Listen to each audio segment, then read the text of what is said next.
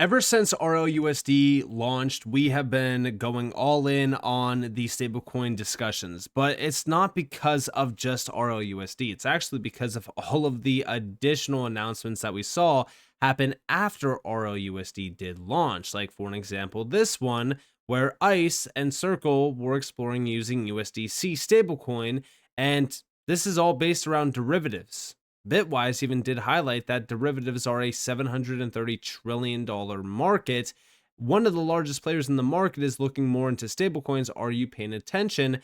And of course, the source 730 trillion figure is notional value of the over-the-counter derivatives in June of 2024 per the BIS. But what's crazy about this is that, we're starting to see, a big push on Circle really kind of getting in on the stablecoin game in a big way, at a time where Ripple did put in a bid to acquire Circle. If we see that happen, and if we actually see Ripple, become a much bigger piece of this space because of that acquisition, imagine all of the connections and networking that they also get under its belt just by, acquiring Circle. Like, for example, ICE, because ICE is looking to explore using USDC stablecoin through Circle. But what's crazy about all of this is we also go over here to a more recent announcement from Good Morning Crypto, which is breaking. Meta is in talks with a number of crypto companies to use stablecoins in 2025.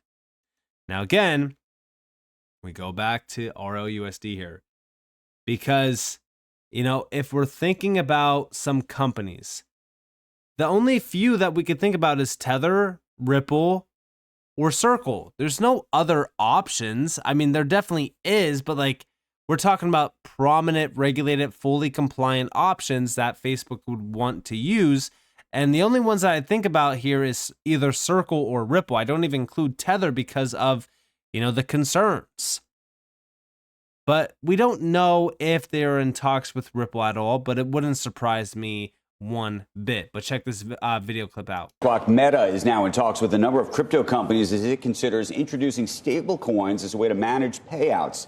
This is coming from a new report in Fortune magazine. It comes years after Meta's earlier attempt, to remember, at a cryptocurrency blew up. Fortune saying that Meta's recent outreach to crypto companies focuses on the ability of stablecoins to pay individuals in different regions without the high fees that would be traditionally associated with other forms of payment. It also says that Meta has now hired a new vice president of product with crypto experience to help move those discussions along. So you remember that whole adventure that they went on, that ultimately Libra, that didn't make it, but this may be the next incarnation. You remember I got a lot of play when I said this is like the dumbest thing ever. It was centralized. There was, compared to Bitcoin, there was nothing Libra had to offer. I said it the day it was announced, and nothing did come up. Coming up, President Trump looking at Meta. Now, of course, Meta is not the only one looking into stablecoins. We know at this point almost every single big player out there is now looking at stablecoins. They just became 1% of the total global money M2 supply, aka the money supply. Which is a huge deal. On top of that, we just rivaled Visa and MasterCard in terms of monthly volume. Like, when we think about what's really going on here, stablecoins are becoming too big to ignore, which is why all of these big companies and all of the big players are now talking about stablecoins in a much bigger way. Now, also, to really kind of build upon this, we go over here to this post from the CEO of MoonPay, which was stablecoins settled over $6 trillion last year. Just 3% of global cross-border payments. This is only the beginning. Traditional remittance services charge anywhere between 6 to 9% in fees and can take days to settle. Stablecoins move instantly with minimal fees and the ability to transact anywhere with an internet connection. We have a once-in-a-lifetime opportunity to pass stablecoin legislation that empowers competition, choice, and reinforces the strength of the US dollar. This shouldn't be a partisan issue. It also shouldn't be about advancing the special interest of any one particular stablecoin. Lawmakers must act now before the US falls behind. And yeah, I think that we are going to get stablecoin legislation fully signed into law by the end of, if I had to take a wild guess, July. I know that I said to really kind of focus on August.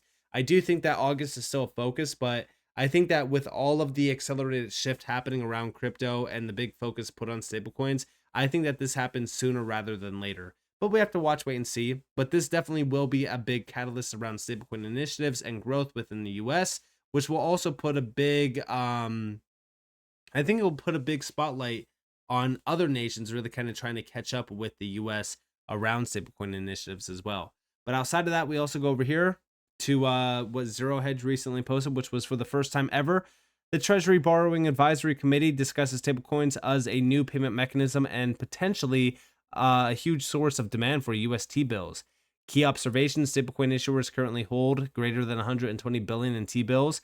Rapid growth in stablecoins could lead to incremental demand of $900 billion for T-bills. Size of bill market today is about 6.4 trillion. If stablecoins experience exponential growth, demand for USTs should be correlated, likely at the expense of bank deposits. Stablecoins could grow to $2 trillion by 2030 in response to continued market and regulatory breakthroughs. Stablecoins could disrupt traditional banks by drawing away deposits.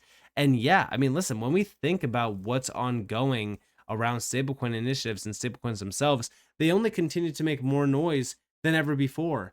And this is why we need to get regulations right. And we also have to usher them in now.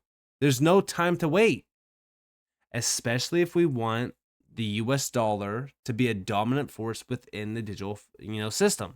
Now, Chainlink also quoted this from Zero Hedge and said, once stablecoins held significant amounts of US treasuries, they became too important for regulators to ignore.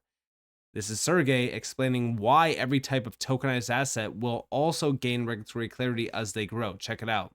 So the thing that's happened with stablecoins is going to happen with every other tokenized asset type. Stablecoins only became interesting to the government and only became interesting to society at large once enough of the underlying asset, the US Treasury, was in the stablecoin format.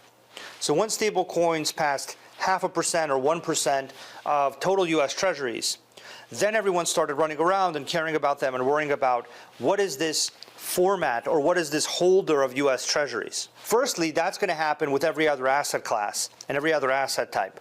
That once you get to 0.5%, 1%, 2%, 5%, depending on the asset class, everyone in that asset class will be like, whoa, what is this thing that is now eating up all of these underlying assets as it converts them into this tokenized form? So that's something you're going to see generally, and you're going to see more bills, more legislation, and more rulemaking from the regulators about those different asset types. But for stablecoins, it's now reached a high enough level where it's become a key issue. So they need to make regulatory clarity happen. They need to make legislative clarifications on how it should be used properly, because it's basically big enough. From here, as it becomes bigger, it will only be even more important that you have regulatory clarity about how to use it, because the US wants as many stablecoins as possible to be backed by the US dollar and US treasuries. So if you actually accelerate the issuance of stablecoins, as the US government, you're accelerating distribution of the US dollar, which is adding and contributing to US dollar supremacy, US dollar reserve currency status, which is basically their main goal around here, which from their point of view is a very logical, very correct goal. So the stablecoin dynamic now has gone from some cottage industry thing that no one understands to big and important enough that we want more of it, because it has an impact on US dollar reserve currency status and US dollar supremacy and US dollar distribution, which is a very powerful, positive thing. So yeah, I mean, listen, this is exactly why we're going to see the US really kind of go all in, I would argue, on not just stablecoin initiatives, but you got to think about it like this, okay? If we start to see the US dollar stablecoins dominate specific markets around tokenization, we are going to see the US go all in on not just stablecoins, but tokenization, which they're kind of starting to do so now. But it's the fact that every single type of tokenized asset will now gain regulatory clarity as well once they start to grow and become, too big to ignore. That's exactly what happened with stablecoins. I mean, listen, everyone was trying to predict the next big thing. Ripple told us back in 2022 that the stablecoin race was on. From that point on, we just continued to watch as stablecoins grew and grew and grew, and they got to the point where it's like, all right, well, this is a serious issue. We need to focus on this. This is becoming a reality. We need to get regulations, in place for this. And that's exactly what they're preparing for right now. It's no different with anything other than, stablecoins as well. But what's crazy is that Ripple has been at the forefront of this forever. And even now, a lot of the big players from Ripple, like Reese Merrick, for example, did put out a post talking about how it was a fantastic week in Dubai at Token 2049. Overall, I'd say the market is definitely maturing. Here are some key takeaways. There was a big focus on institutional adoption and tokenization. Discussions highlighted growing institutional interest in tokenization and RWAs. Conversations touched on stablecoins' role in DeFi ecosystems, with innovations like yield-bearing stablecoins and cross-chain interoperability gaining traction. The event highlighted stablecoins as a backbone for emerging financial applications, from remittances to decentralized payments. AI and blockchain synergy panels emphasized the convergence of AI and blockchain driving innovation in decentralized ecosystems. Regulatory clarity and role the UAE plays. The UAE's crypto-friendly regulations attracting tons of international businesses to expand operations in the UAE. Quick shout out to the Ripple team and a few others who were captured in the image below, who hustled all week. I'm excited about what's to come.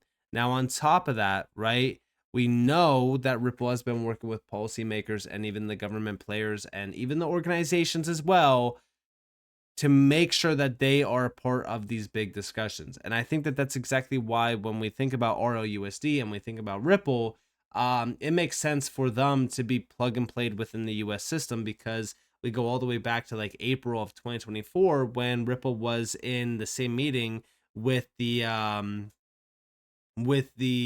I think it was the Secretary of Treasury at the time, Nellie Liang, right? She was there. And she was also there with Chainlink. What's crazy about that is, now Chainlink is tapped in with almost every single player in the space, including, of course, the XRP ledger, I believe. So when we think about Chainlink being there in that meeting with both Ripple and even Stellar, I'm pretty sure Ondo, it might not have been Ondo. I know that I think Circle was there. So when we think about all of these connections to some of these big players, like, they understand exactly where we're headed. Chainlink understands exactly where we're headed. We're headed towards a regulated market where the players that are urging for regulations, that are trying to work with regulators, they will be the most successful ones. And that actually leaves me off on my last clip here, which was showing up matters. In 1 minute, Lauren Beliv, Ripple's global co-head of policy, explains why proactive engagement and education with regulators and policymakers in Washington, D.C. and globally is essential to building a smart, responsible framework for crypto innovation. And this also proves to us exactly why it's so crucial that Ripple is involved with all of these heavy discussions, which they are engaged with these big players. They're talking to these regulators and policymakers. They're planning ahead, and they're connecting. So check this out. I feel good. I'm ready. I'm an athlete, so let's do this thing. Hi, I'm Lauren Beliv, and this is Crypto in a Minute. It all comes down to my favorite quote from The West Wing: "Decisions are made by those who show up." And in 2024, Ripple showed up. It was the Biden administration, and we were under Gary Gensler's reign of terror, where he issued over 100 different enforcement actions across the crypto industry. That is not regular order. So Ripple decided to really invest its time and energy in the political process, working tirelessly to educate bipartisan members on our technology and our work around consumer protection. We went to the DNC, we invested into the RNC, and we participated throughout the campaign cycle. And now we have the most pro-crypto Congress, as well as a pro-crypto president. We attended the inauguration along with the inaugural White House Crypto Summit. We are working with Congress as it puts pen to paper on bipartisan legislation that will define the next 100 years of our industry. And we are excited about all the potential that there is to come. Boom. How is that? And yeah, I mean, Ripple is actively engaged with all of these policymakers, these regulators. They've been planning ahead, like I said, and they've been tapped in around this admin. They've been having discussions with specific players from this admin, which I find very interesting. But at the end of the day, right, like, as we start to see more and more adoption of stablecoins and tokenization and all of those things, the more we need regulations. And right now, regulations are at the top of the list in terms of priority number one, which is only going to highlight more and more of the value behind these utility-based projects like, of course, Ripple and XRP, which is why I still think that XRP is going to be extremely valuable going forward, regardless of if, the utility bull run starts now or later. or next year or even 2 years down the road, we know XRP is going to continue to prosper in this space and become a much bigger piece of this space because it's becoming a much bigger piece of the TradFi space and the traditional world itself outside of crypto, which cannot be overlooked. So with that being said, I hope that you guys enjoyed this video.